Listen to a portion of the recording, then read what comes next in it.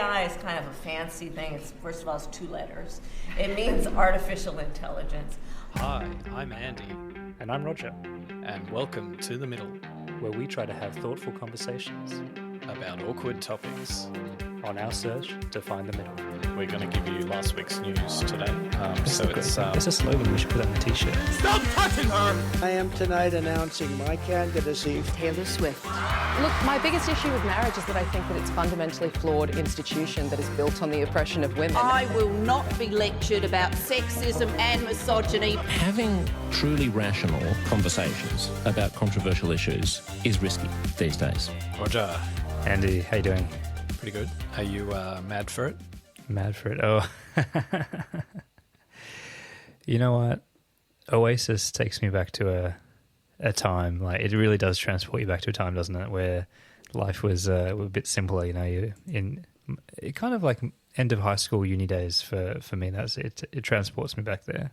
I mean, we recently did an episode on anarchy in the UK, you know, with all the riots and all that sort of stuff.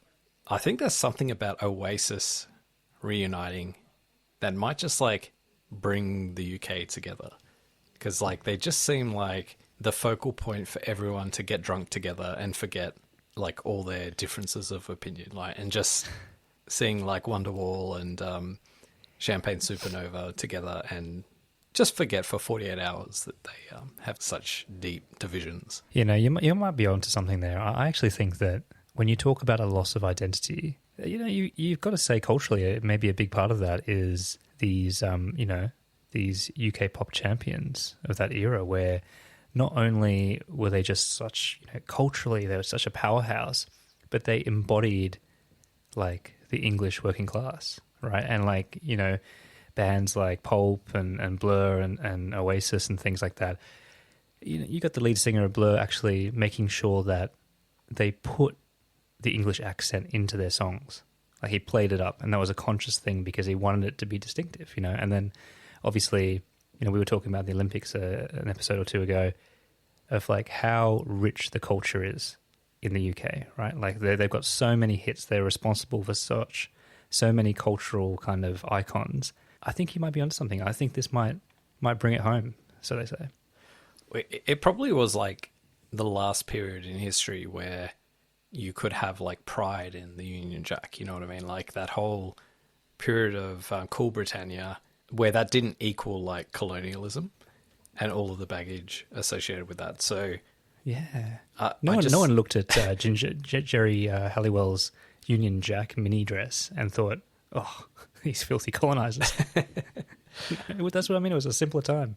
So what are we talking about this episode? Well, I think it's only right that we've had some time in the sun for our boy Trump, and you know, we've talked about Biden. So it's probably only fair that we have dedicate a little bit of time to what may be the next president of these United States, Kamala. Am I saying that right? Kamala.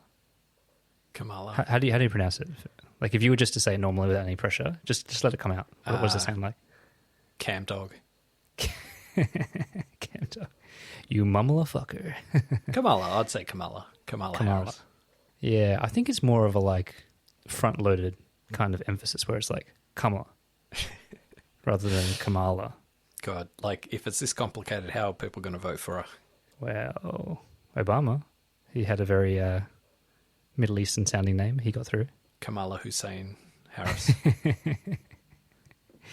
Well, also, I mean, you know, I think it's interesting too, like because my partner actually had followed Kamala on social media back when she was, you know, coming into the VP role, and she was saying that she just like never posted. It was like I think like one post every like couple of months, and now all of a sudden like it's you know in overdrive, and it just goes to show like it's all about the run, isn't it? Your time in the sun. But obviously it's been a crazy time to like land us here. And I probably want to start like with your point of view, Andy, on like how she got the gig.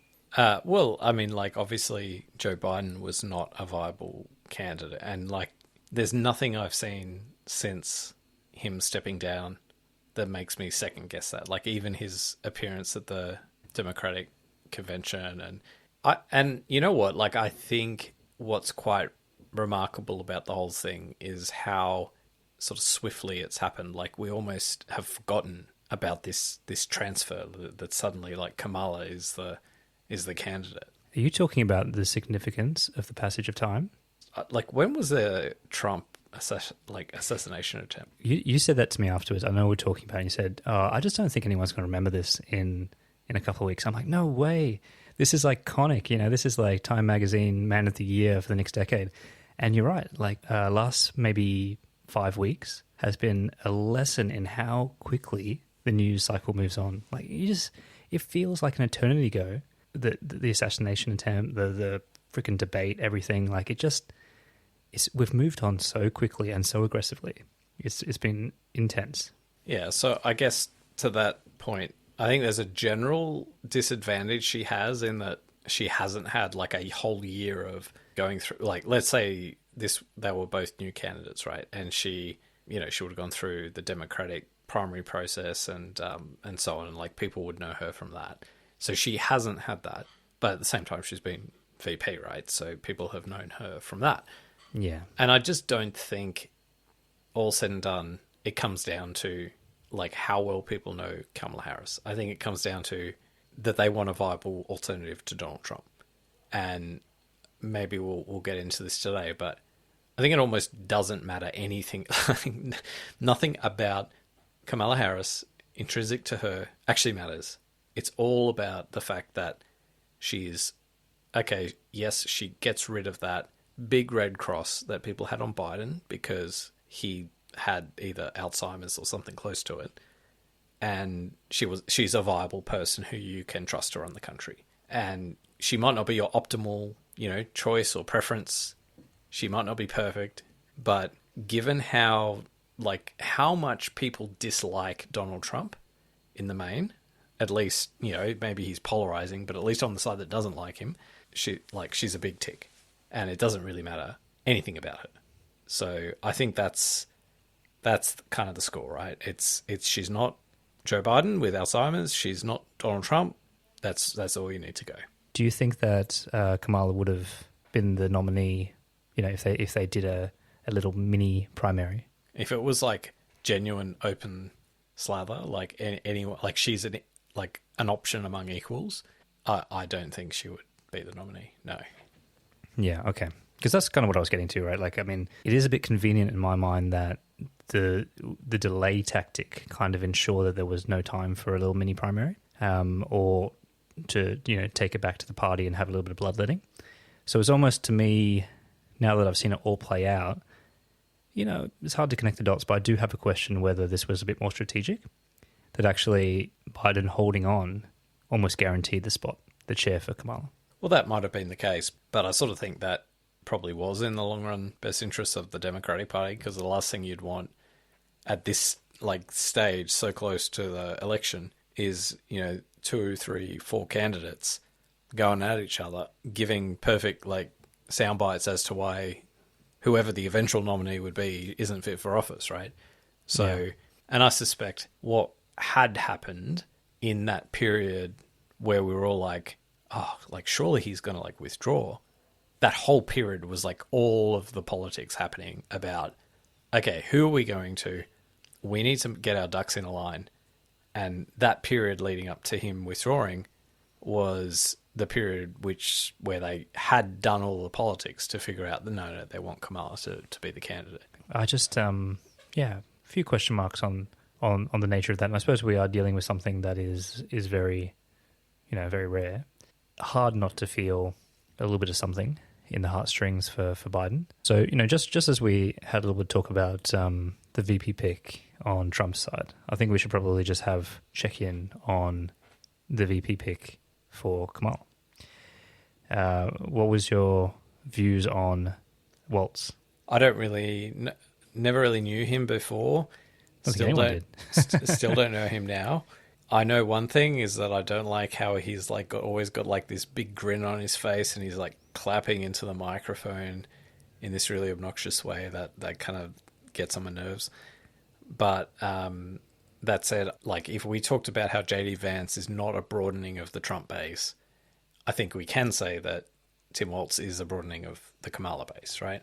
So he speaks to not just people from his part of America in a way that she doesn't, but actually to the whole of America in a way that she doesn't. So even the way he pitches certain kind of, even his like warts, you know, like his imperfections are kind of the things which I think people actually will sort of find endearing or will gravitate to him. But like, I don't think he is the centerpiece of this election. I think for Kamala, it's important to have someone who can kind of get away with like slagging off Trump in a way that maybe like in a sexist world that we live in, that women can't, that Kamala can't sort of slag him off without herself looking bad in some way.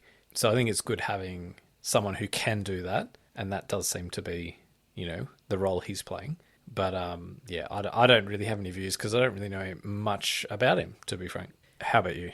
I agree what you mean about him being able to be the attack dog on Trump. I think that it's a bit of a paradox, because if you look at Walz, his resume or his kind of scorecard in terms of what he's put in place, you know, he's definitely got some lefty things that he's put in. So in that way, that kind of is more of the same in some respects, right? But what I think he does bring is a different model of masculinity into the fold, right?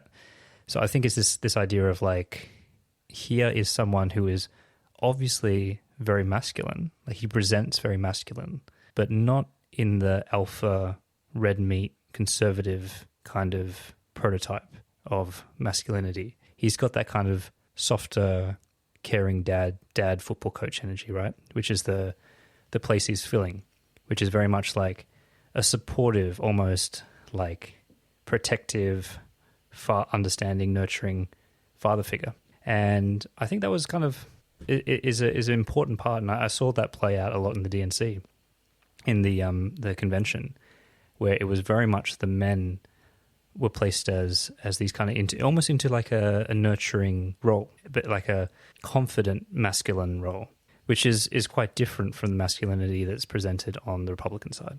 Well, I think already the notion that he, like I think I saw in their interview that they did today, that like he was pinged down on like, oh, you said this and you misspoke, or you had this historical, you were arrested for the drunk driving or something like that. And I kind of, I got like water off a duck's back kind of vibes with those things. Like it was almost like the fact that he doesn't know grammar or that he was arrested is almost like, oh, this guy's like, he's a real guy. Like, you know what I mean? I don't know grammar either, right? Me fell English? And I think that's kind of, actually, we did speak earlier about Donald Trump, earlier today, about how everyone's sort of given up of any notion that Donald Trump should be taken seriously such that he can get away with anything. He's not held to a standard of having to like actually perform. So anything he says, it's like, oh, well, that's okay. Like we already know that he can't perform. So we're not necessarily looking for him to do that. And in some ways, I like on a very lesser scale, I think that's the value of having someone like Tim Walz who can own that, can replicate that.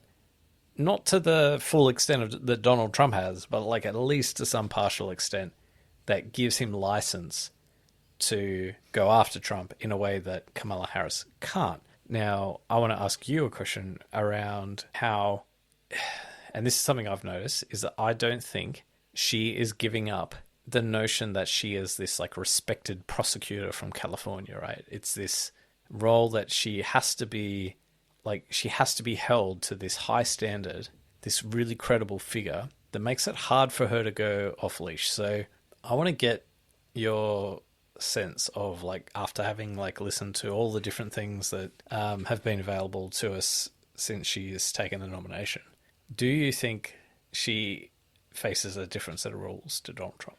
Yeah. Well, you know, I think this is also where the media has a very distorting effect on things, and why it's so important for these candidates to do interviews and expose themselves to these environments where they're challenged, right? Because if you were to tell me if I were to answer that question, which is Kamala tied to this set of rules or this professionalism, this kind of starchiness of being taken seriously?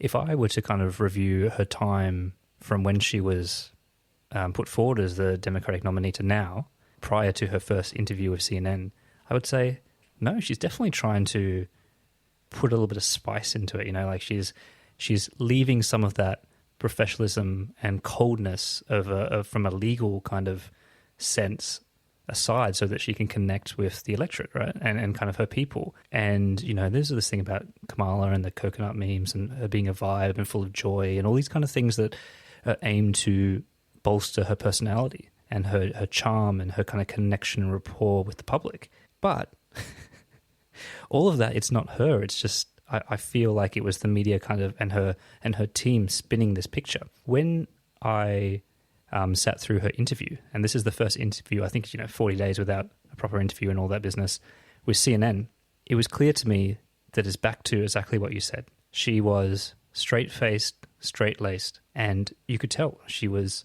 trying to project this kind of almost presidential vibe of, I'm someone to be taken seriously. I'm not joking around here. And I think that definitely played in. And now it's obviously a strategy too, that she's made a conscious decision not to sink down to Trump's level, and that she is going to take that kind of high road. And it's going to make it very hard in this next phase when she debates Donald Trump, in my opinion. Like, the choice that is being framed up is, do you want this crazy lunatic in Donald Trump to come back to the White House? Versus, do you want a boring, uninteresting, but competent and straightforward person leading the country? And in some ways, to kind of draw out that contrast, like, you do want her being a little bit boring, right? You do want her emphasizing her competence as like either a administrator, politician, whatever. And you do want her coming across as, not someone who's rash or particularly like wants to change things and do crazy stuff, right? And the irony is, like, being a conservative, you don't like to change things. Yeah. But like, the Trump agenda is all about change. It's all about let's completely like toss the cards in the air, tear down the institutions, right? Yeah. And so I think she is the conservative candidate in this election, and I think that's what's interesting, and that's what she is kind of portraying, right? It's going to be tough for her though, Andy, because there's two slogans that come to mind, right? One is, we're not going back, right? And the other is a new way forward. So it's almost like you've dropped the Obama team in to try to give her that cult of personality, that shebang, and they're very much they're still on the hope side, right? And like this change, your hope's coming back, all this kind of stuff. And then you were also kind of saying we're not going back. But the problem is, right, for you to be the conservative person of the safe pair of hands, you're going to have to conflict with your message that there is a burning platform for change right now, which is compounded by the fact that you have been in office for the last 3.5 years. So I think definitely those two slogans, right, we're not going back. That to me is 100%. We're not going back to Donald Trump, right? We're not happy with, like, that's not the future for us, right? We're not going back to that. And that I think resonates quite powerfully, right? Yeah, because it's got the kind of the sexual rights as well, right? Like the whole bodily autonomy wrapped into that slogan as well. Yeah, and then the other one, a new way forward or whatever it is, that to me speaks very much like around. It's not about saying, oh, we're going to take like a different new way forward from the Biden administration, but as opposed to like maybe a more like longer view of history kind of thing. So it's like, no, we're going to work gradually and methodically through all of these challenges we've got. And that involves a bit of patience, a bit of thoughtfulness to begin with that Trump doesn't have. And whereas Trump just wants to deliver you this old way forward, right? Which is the wrong way forward. So I can kind of see those campaign messages. But, obviously neither of us are in America hearing the ads and, what are the typical messages that someone in America is getting? Like we're kind of, elite observers, from afar, right? Like trying to get our sense of what the campaign's all about. But like at the end of the day, none of these campaigns are targeted to us. It's a tricky position is all I'm saying, right? Because there's not many times where VPs are promoted in and then having to push into the next election. But you know, I think she wouldn't be afraid to say, no, yeah, I'm a continuation of the Biden administration. Like, I think contingent on that is some assumption that things have been really shit since Biden won the election. Whereas actually the opposite's true.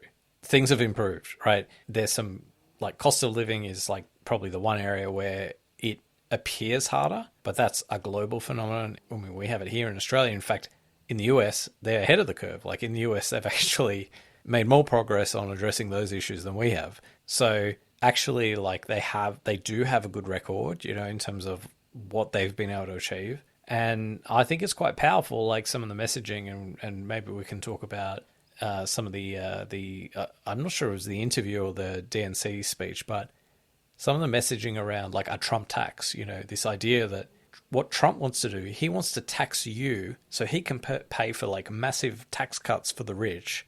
We don't want to do that. What we want to do instead is not tax you. Plus, we want to give you tax cuts. You know, that's powerful in this environment. And I think some of the policy messaging has been stronger than I would have expected. And, you know, I think they can kind of thread that needle, because at the end of the day, I don't think anyone really takes Trump credibly on any of his policy pronouncements. Like, I don't think anyone really says, oh no, Trump is the man with the best policies. People look at Trump and go, oh yeah, like I wouldn't mind having a bit of a troll in the White House again. That's really the motivating. It's not really down to policy. I think if you said to most Trump voters, what policy mix is it from the Trump campaign that you favor that makes you want to vote for him?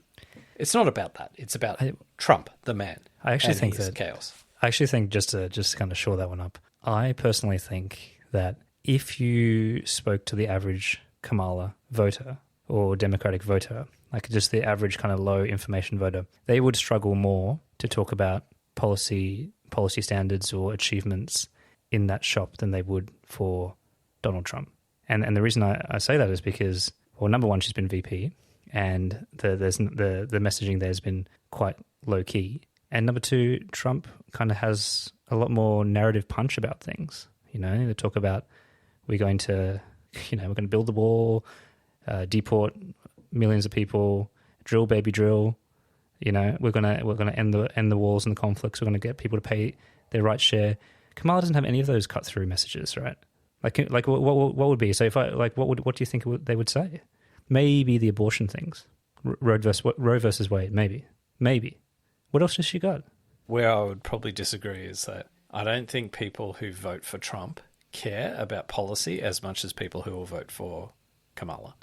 I think there's a lot of non-playable character bots, you know, who repeat the talking points from the Trump campaign, but don't really care about those things.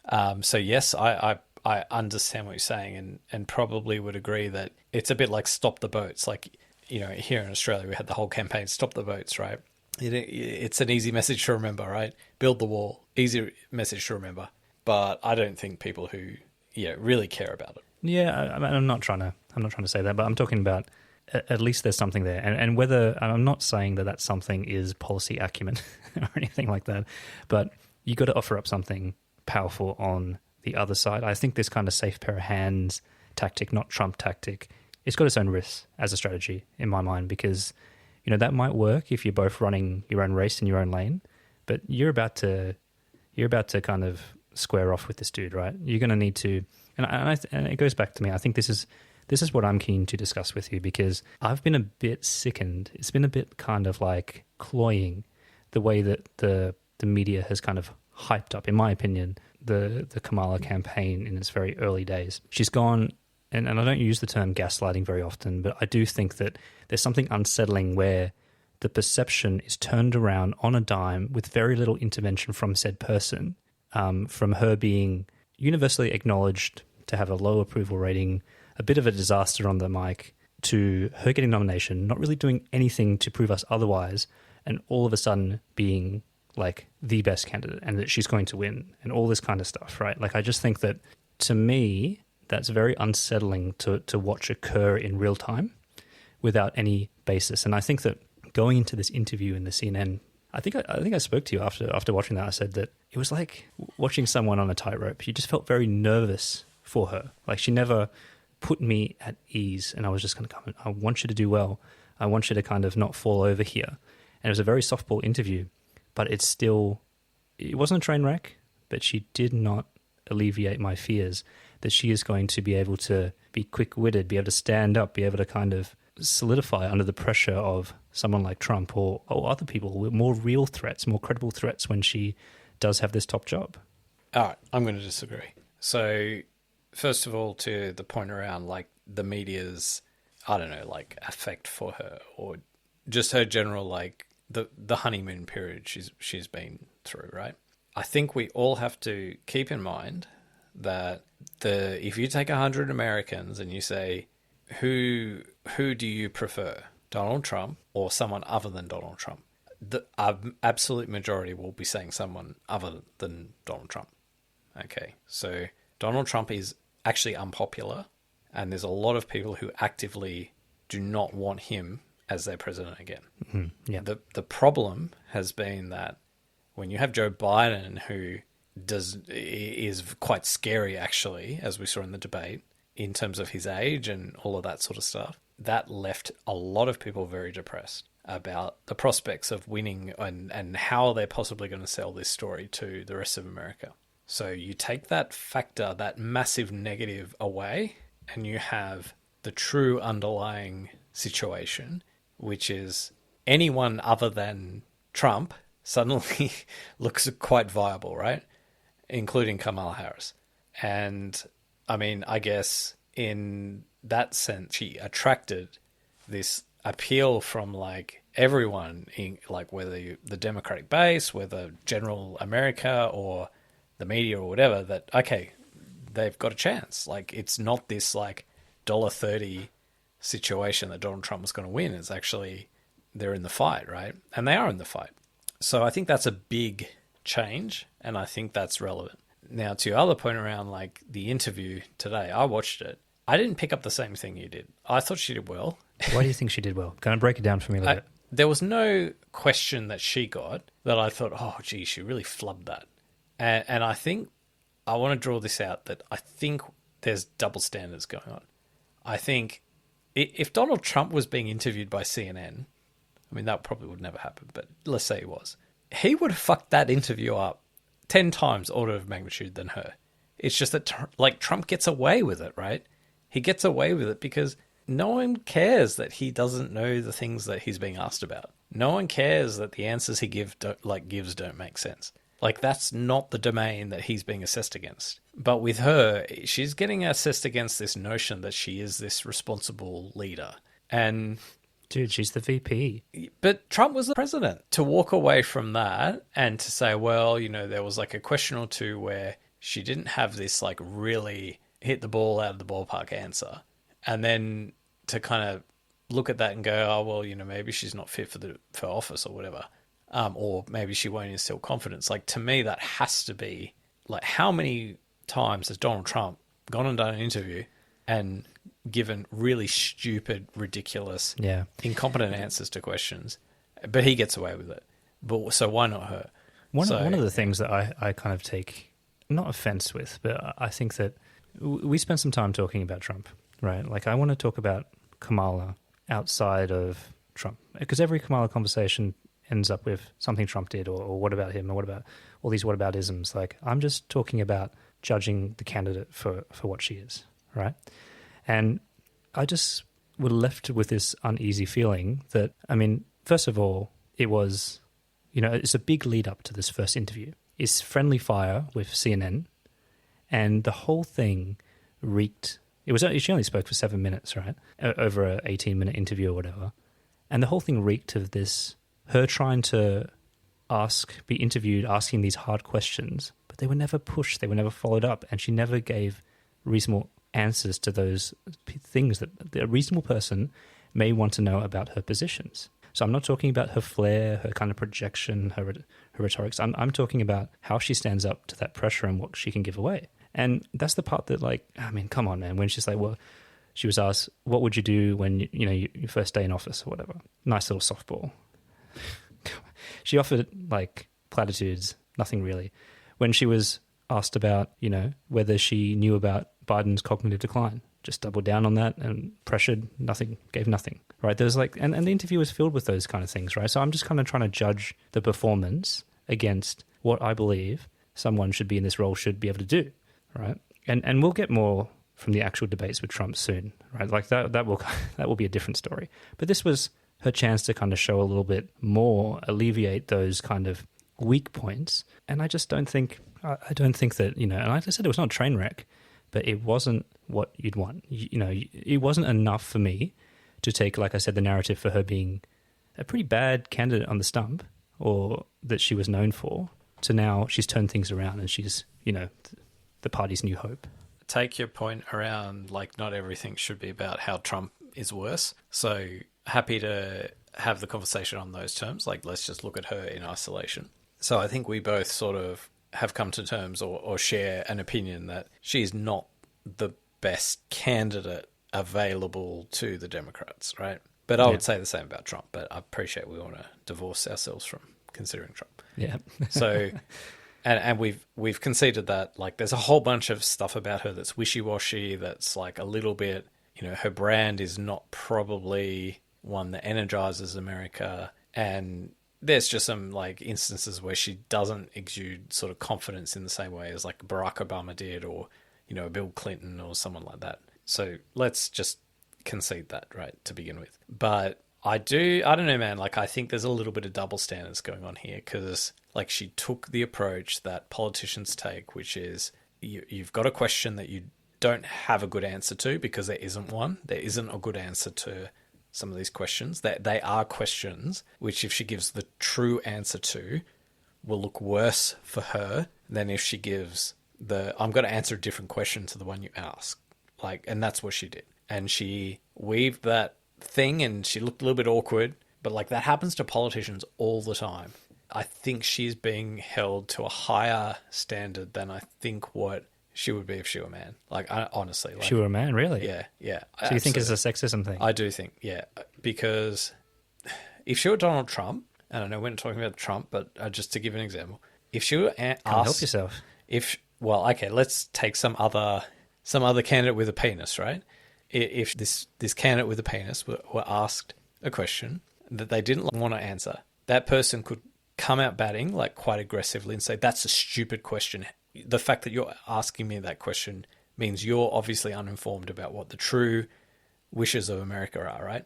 Or something like that, right? That's what Donald Trump does, right? They can attack it in a different way. But if she did that, she would come across looking a different way, right? And I think that's the thread, that's the issue that, like, Julie Gillard had when she was Prime Minister, that there's this, like, different interpretation of how they are perceived when they have a different suite of tools in their toolkit. They can play the empathy card. They can play the, oh, no, I'm understanding, like, I've got, like, good, EQ and all that sort of stuff. But it's very hard for them generally to come out, like, all guns blazing, aggressive, without coming off looking all the worse for it. This went in a different direction than I thought we were going in, because I don't believe there is enough evidence of sexism in 2024 in this regard at the moment. I understand what you're saying, and I will acknowledge that because of who she is, and a part of that being a woman, and and her heritage and things, that she has different factors at play. But I think that there are a lot of positives for that as well. So I'm not sure that that's a road that I want to, or a filter that I want to apply, given how she's been treated so far.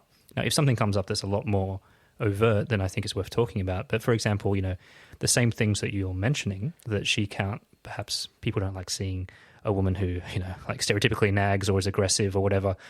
For every part of that, actually in 2024, there are a lot of things that are protecting her. Every politician has a brand, right? So... And I understand. Yeah, until like a second ago, her brand was being incompetent. Well, so prove me otherwise, right? I don't know that's true, actually. I think there was... She's got a gaff reel pretty gaff intense. Reel, but that doesn't mean she's like incompetent. Come on. She's actually, like, can we just say... incompetent as an orator, maybe. Well, maybe, but she's actually like a competent administrator, right? Anyway, but that aside, every politician has a brand, right? Her brand that she's built up to now has always been... it's all about, like, I mean, we read her book, right, in the lead up to this. Like, it's all about, emphasizing Sunday dinners with the family, all the softer sides of her personality. Her brand is as someone who cares for people, who's a caring person. And you can't have that as your brand and then go on the attack. It's harder to go on the attack than if you're known for someone who is always on the attack. Like, Donald Trump can attack things because it's part of his brand. So when you're someone who is known for being, empathetic, high EQ, all that sort of stuff, you have to navigate that. And is this aligned with my brand? And for her, it's not. And that's why she can't. That's why she has to approach it in this more soft way that puts her a couple of steps back behind others. Now, and that's where the disadvantage comes from. It's not from like 2024, yeah, we've moved past all that. No, it's deeper than that. It's like the things she's had to do to succeed as a politician from like day one. Yeah, I don't think that's a blind spot for me. But all I'm saying in this is 2024, there are benefits. Like, everything is a trade-off, right? And she gets plenty of other points for playing that persona of being nurturing and all this kind of stuff. Yeah, except that she could not commit the sins of Donald Trump and get away with it like Donald Trump. Of course. But all I'm saying is she has other benefits. I do concede that she can't potentially go as aggressive, and Hillary probably was a good case study in that, right? That it just doesn't fit very well. But it's 2024. There are other benefits. I don't know if it's the best filter to put on that there is some sexism going on, because I just don't think there's enough evidence of that. I think they've got strengths on both sides. But look, I think we both are on the same page that she's not the best candidate for them. Like, she's not as good as even her VP pick, right? Probably in terms of some of these things. But let me tie it up though. Let me just kind of round out the thing why I think it's potentially a problem. And this is kind of a hangover around, you want your leader, the leader of the free world, to be able to connect with people. And the main way that they do that is through their speeches, right? Through their addressing. My fellow Americans, in times of crisis, in times of connection, moving social change agenda, it is actually very, very important. It's actually probably more important than the policy suite, because you've got all these other kind of policy experts and things in your cabinet that are pushing things along, right? And they can focus on being the bureaucrats. I think that you have to remember that the president is the mascot. They are the ones. They're the front man of the band. They're the Liam Gallagher, right? Like, they're the ones that need to sell out the arenas, get the change going, right? Like, it can't all just be she's a safe set of hands and a communicator, right? And I think that it's those elements that worry me. And the other part that does worry me is that because you don't have a strong view of what she stands for, and I want to go into her book that we both listened to, so we can't be accused of being biased here because we sat through that book, you don't know what you're going to get because she is changing a lot, right? And I think a part of that CNN interview was to try to clarify some of those positions. You said all these things like, no fracking, I want to decriminalize certain border crossing elements, all these kind of things, right? Perhaps some of the truancy stuff. Let's give you a chance to tell us why you've changed that, right? And it's a tough one, right? Like, because you want to know what you're going to get. Yeah, all right, but that's very unfair to call her out on that, given Trump and all of his. Don't get Trump. No, but you have to, because that's something that we had like multiple episodes on Trump, and at no point in that whole conversation was that ever raised as a criticism of him. But let's park that, because Trump doesn't do the things that he says he's going to do either, right? Let's park that. Well, he built half the wall. But if you're going to hold her to account for something like that seems like a little bit picky, because politicians do that. They have to change. And in fact, the fact that they do change is not necessarily a bad thing. It's actually what they should do. How you handle the change. Back to the substance of what you're saying, which is that, okay, you're concerned that she is not like as good as Obama or as good as some other person, but that other person doesn't exist. There is no other person. It's her. So, you expect growth in her. Well, okay, let me put it to you this way, right? If you ask me, is she better or worse than Biden was 4 years ago? I'll say she's better. She's better than Biden was 4 years ago.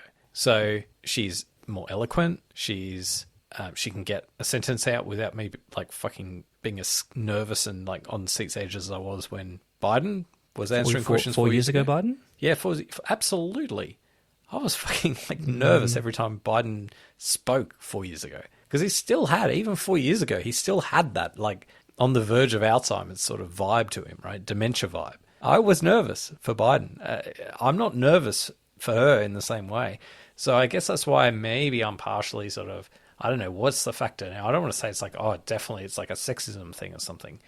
But like to me, there just has to be, there's this narrative going that she's been terrible. Like she's been absolutely terrible VP. I think this is like a Donald Trump / the YouTube kind of right that kind of buys into that culture that, oh, she's terrible, she's horrible. Like, and I don't think she's as bad as that. Like, I think that gets played up as this thing that we all have to kind of believe, and if we don't sort of have that shared view that we're missing something. Again, I'll say, and I'll agree, and I think we're on the same page, she's not like the best person you could have. She's not as good as previous Democrat nominees. Like, that's it. But there is no other person. So we've got to go with her. It's got to be a question of like, okay, she's not as sure on her feet, but like, I don't know, some of this stuff seems a little bit nitpicking. Like it seems a little bit like finding fault in her for not necessarily like, no, but like this is different from. Okay, this dynamic is worth dwelling on just a little bit, right? Because I think that this is also what makes it tricky, and is what made it tricky with Hillary as well, right? Like if you're someone who listens to Hillary speak, and for some reason it rubs you the wrong way, or you're not connecting or whatever, and you express that, right? And I'm not saying this to me because actually I like Hillary, and you express that, the sexism charge comes pretty thick and fast after that, right? And I think that we need to kind of just be careful about these elements around double standards and things like that. You cannot tell me that is a weak point in her game, and it is weaker on average than all of her predecessors. We've already agreed with that. Someone's allowed to hold that view, and the sexism charge doesn't come into play. Sure, but at the same time, I think the reason we're talking about...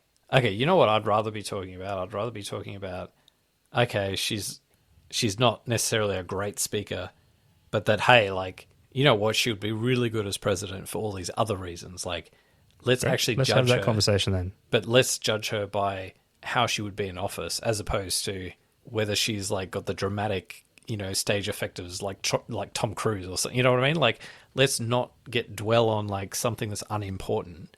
Let's actually dwell on what is important, which is, would she be a good president?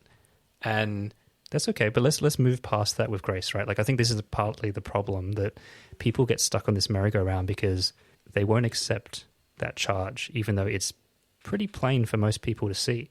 Yeah, but we both accepted it. No, you didn't though, because you're like, oh, but this is a double standard. You wouldn't hold a man to that standard. Obama was a once-in-a-generation leader for the Democrats. Bill Clinton wasn't far off also being a once-in-a-generation leader. You know what I mean? Like, they're both very exceptional kind of communicators in their own ways. They're different. So to expect her to be, like, for example, is she worse than John Kerry?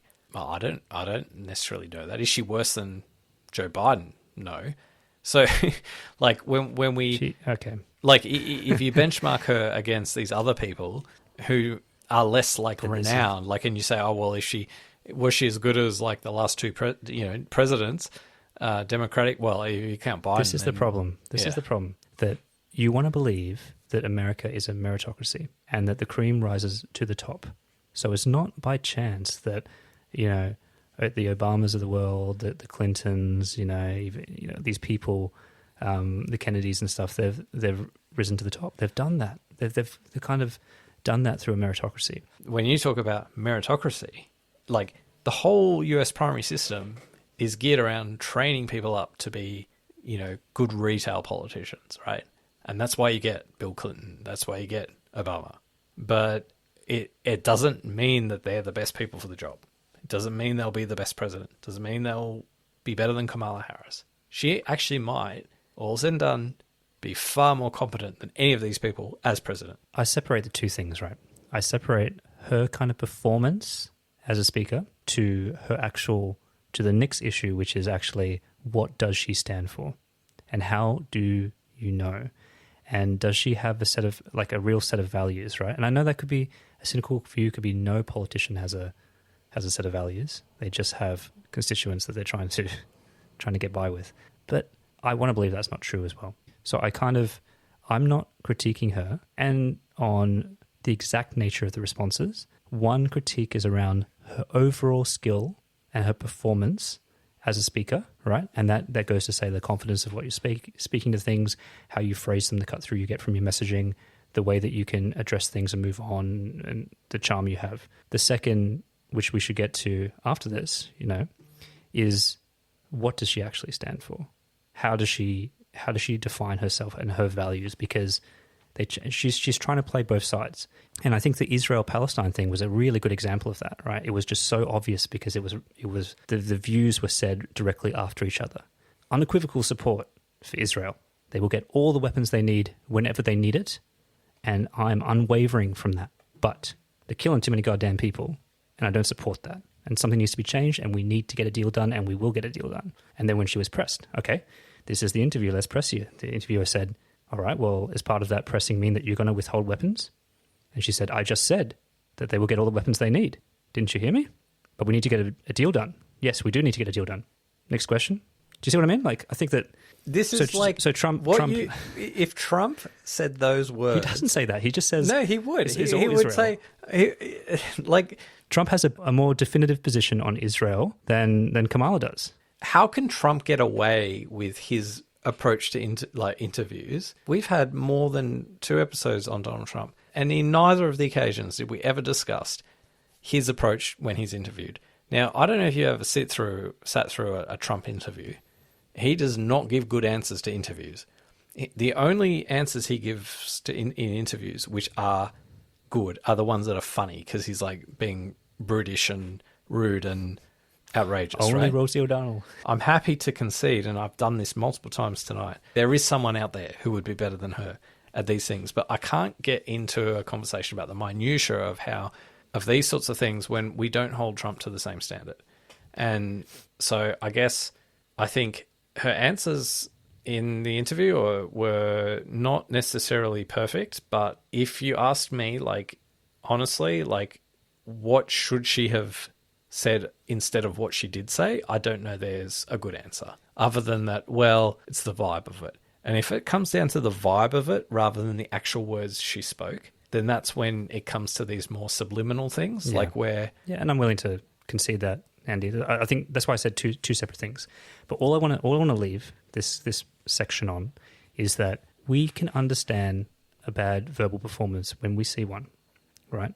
Just like you can have a understanding of a comedian bombing on stage, right? It's an energy, it's a competence of rhetoric, it's all these things, right? And it's how people are reacting around you. You can hold that view, and I don't want to hear anything sexist to be about to kind of come into that, because I don't think there's been enough charge for that to occur. All right. I watched it today. You didn't really express a view, but you sort of intimated to me that there was some good bits and some bad bits, right? Something to that effect. Yeah, I'm willing to give some good bits too, by the way. Okay. I'm not like some, white boys for Kamala kind of dude. But I watched it and I didn't think much of it, to be honest. I had a YouTube clip like Ben Shapiro takedown of Kamala interview, and I watched about 20 seconds of it, and I just thought, yeah, of course, like, all of these characters are out there, like, attacking her as like, oh, it was a train wreck of an interview. But, like, to be honest, I watched it. I didn't think it was a train wreck of an interview. I really didn't. Like, I didn't think there was any moment that really stood out as really bad. You could say, well, probably if the framing of the conversation is it wasn't really that bad, as opposed to, well, actually she won votes from doing the interview. So, yeah. Like, maybe in that sense, but at the same time, like, I think this was all set up. Like, the framing of this interview was, is she going to succeed or is she going to fail? Like, and I think a lot of the framing of this, now, whether it's sexism, I'm happy to kind of just park that for a minute, but I think the whole framing of this interview was, this is her first thing. And this is like, if she can't pass this, then she really is a dud candidate.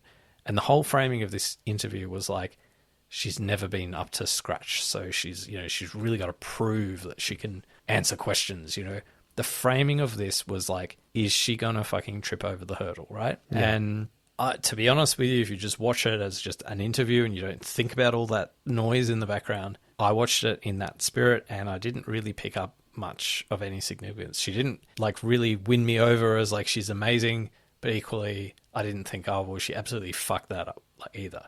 So no, I mean, I said it wasn't a train wreck. I sort of saying that.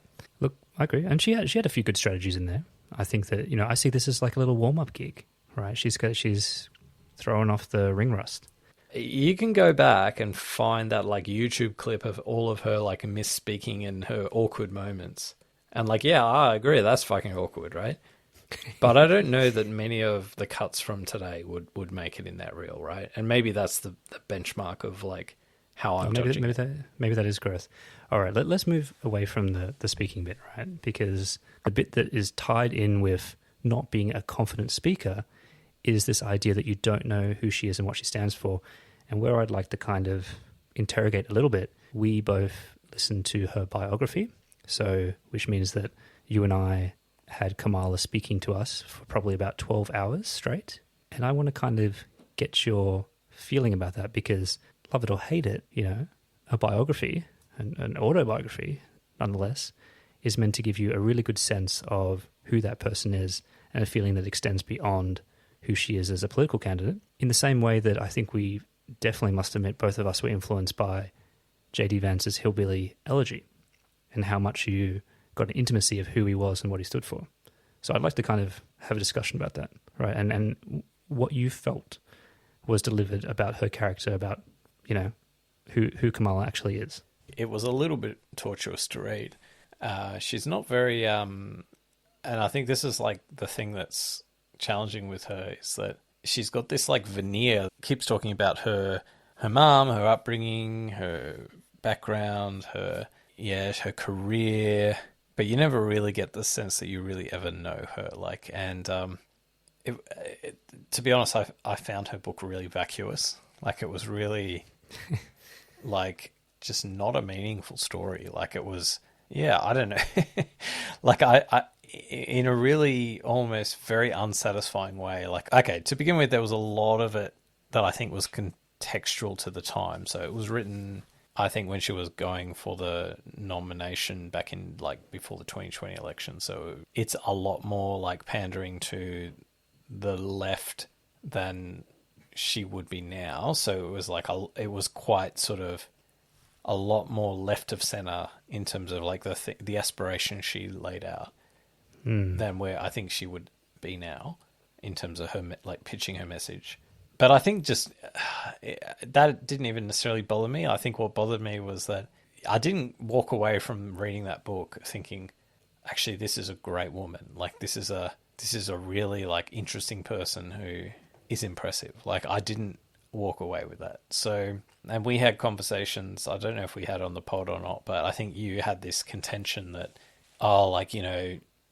as a negotiator, she wouldn't be able to stand up to, these international figures. Like, and I think like that's where I think, I think that's bullshit. Like, I think she's clearly done that, like, in her career. And I think maybe that's partially like where I'm coming from as well with the charge of like sexism as well. It's almost like if you're not like a man coming in and like stomping your feet and carrying on like Donald Trump, that somehow you can't, play hardball. Like, whereas I think she has done that and she's proven she's done that. If you can prove, if there's anything she can bring to the table, it's that she has done that in her career and in the past, and she's got runs on the board to prove it.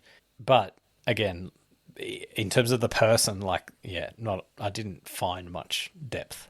Yeah, and just to clarify that caricature of that position of mine, that it's definitely not that a strong man is necessary to be successful in negotiation. It's a certain utility for a certain stage.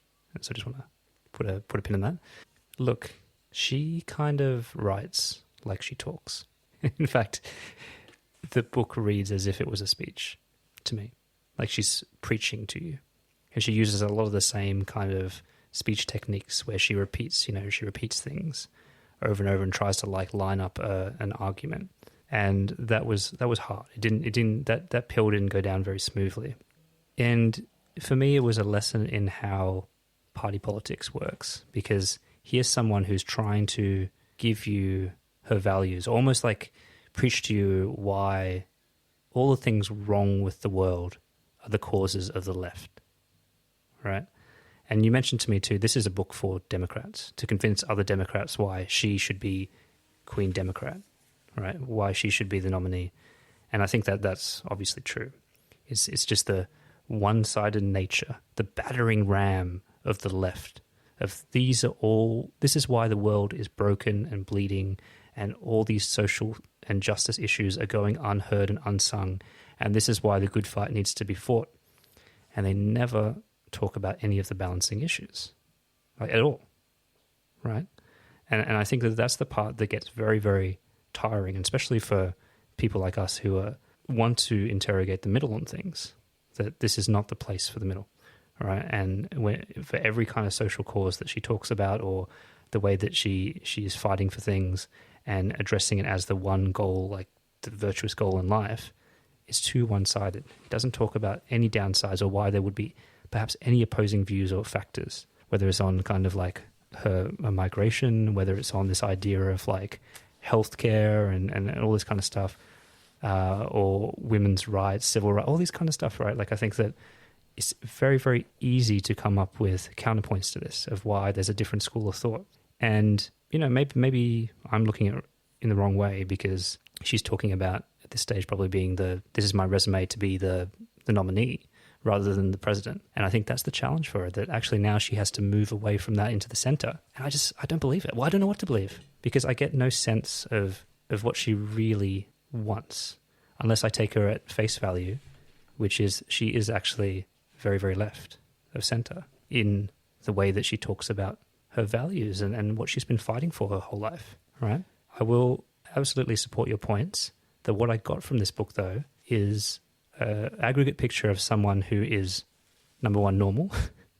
She's a normal person with a normal career, a normal, quite extraordinary career. I got a vibe of her values as like a caring human being, right? And I believe that part.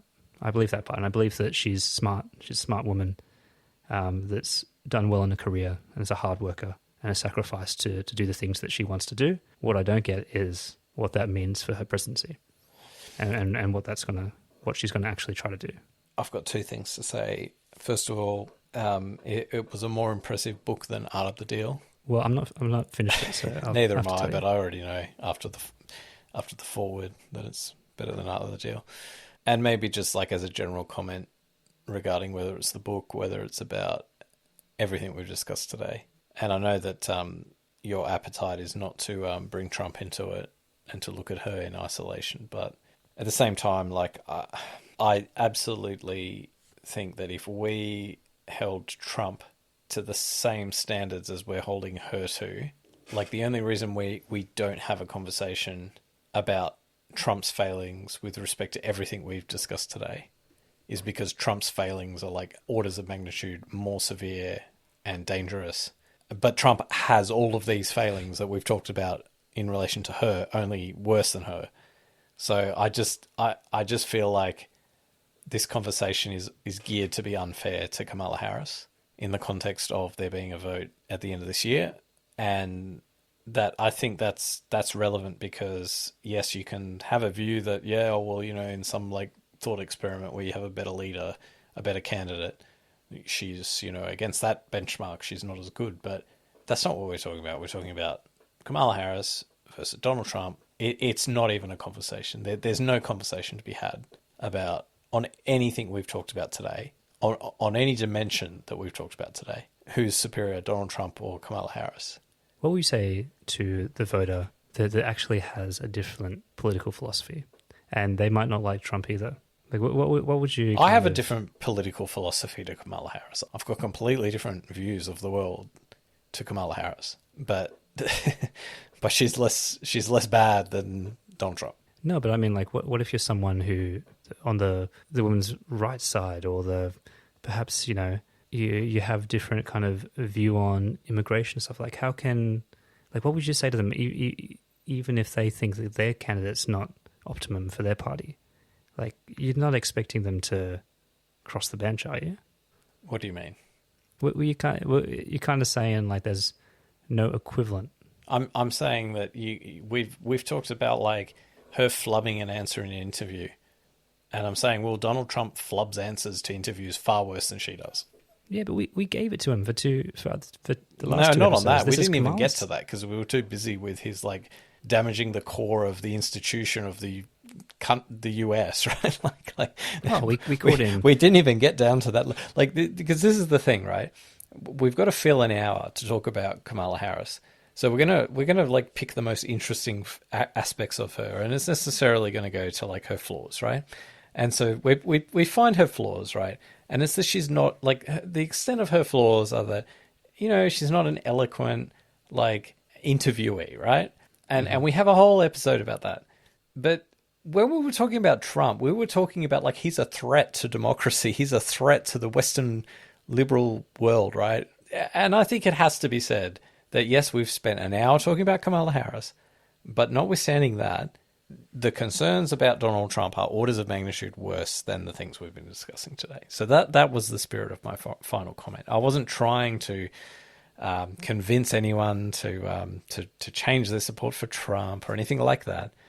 But in fact, that's not our audience. Well, That's you're not... indicating it was we're being quite unfair to Kamala. Yeah, I think so. Yeah, I think implicitly by spending an hour talking about her flaws, which we have done, and that's why I've taken like a bit of the devil's advocate, because even though I probably agree with most of what you've said today, I'm sticking up for her, right? I'm trying to sort of give her But the my favor. point is, we spent 2 episodes talking about Trump's flaws. We called him unfit for office. We called him a buffoon. We called Yes, him... because he is, like, because he literally is, right? Yeah, but I'm happy with that ratio. I'm happy with that 2-to-1 ratio. And we both agreed on that point. But neither of us would agree that she's unfit for office. Can we just maybe that's the way to lay it out, right? So we both agree that Trump is unfit for office, but we don't agree that but we both agree that she is fit for office.